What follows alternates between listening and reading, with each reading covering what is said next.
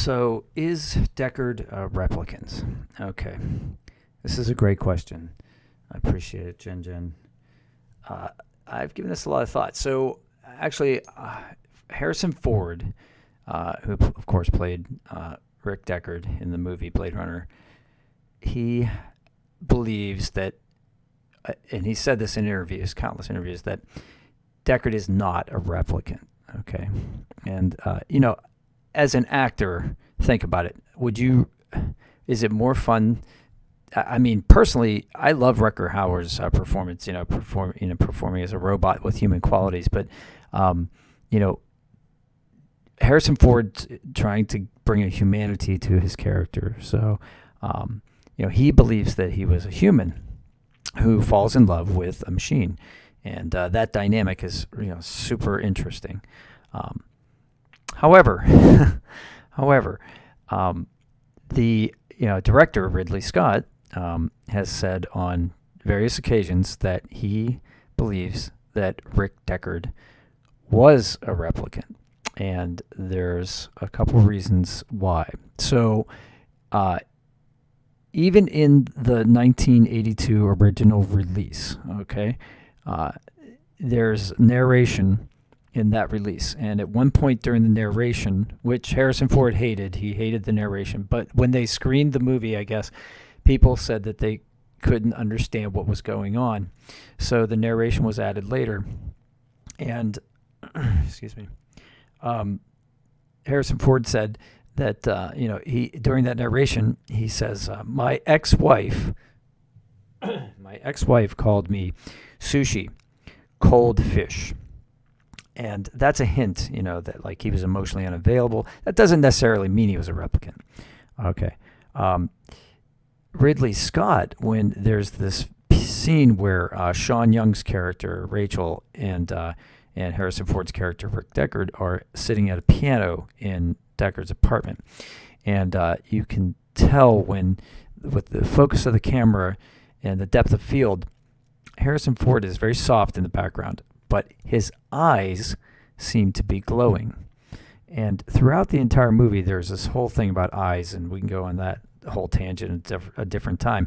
But all of the mechanical entities, the replicants, and even the owl in Terrell's office, they all seem to have these distinct eyes with like mirroring retinas,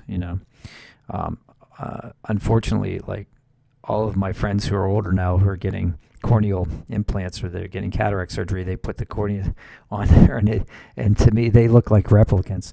But that's neither here nor there. So there's that. Okay, now that's just in the theatrical release in 1982. Now, I should say also that in the original book, Deckard is not a replicant. At least he takes a test, and he takes the Voight-Comp test, and he passes.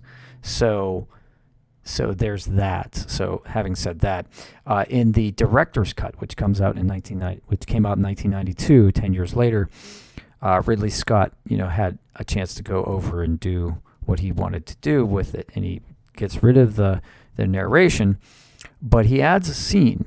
And there's this very famous scene where Deckard is at the piano and he's having he's kind of drunk, and he slips into a dream sequence, sort of, and he imagines a unicorn, and that's his dream, right? So he has this dream, and then later, at the very end of the movie, as Deckard and Rachel are leaving his apartment, there's an origami unicorn on the floor that Inspector Gaff has left behind. And, Gaff, how would Gaff know to leave a unicorn, right? So in the original movie, the unicorn is just representative of Rachel, So Gaff is saying, she's a once in a lifetime. It's too bad she won't live, but then again, who does line? She was special. Rachel was special. That's what Deckard says in the narration. So special like a unicorn, right? So it's just a prop, but it has particular significance in the director's cut, because how would Gaff know to make a unicorn unless he could see Deckard's dreams, right? And if he could see Deckard's memories, then those memories, were implanted into the robotic brain of Deckard, the Nexus, apparently Nexus 7.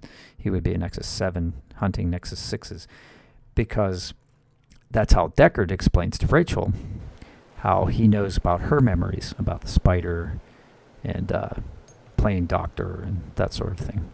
So anyway, that's the explanation. So as far as, the creator of the movie thinks that Deckard is a replicant, I'm going to agree with that. But I can see where it's open for interpretation still. And this is a long classic argument. So I hope that helps, Jen. I appreciate your... I love talking about Blade Runner. So if you guys like... if you have any more questions, just let me know. Thanks.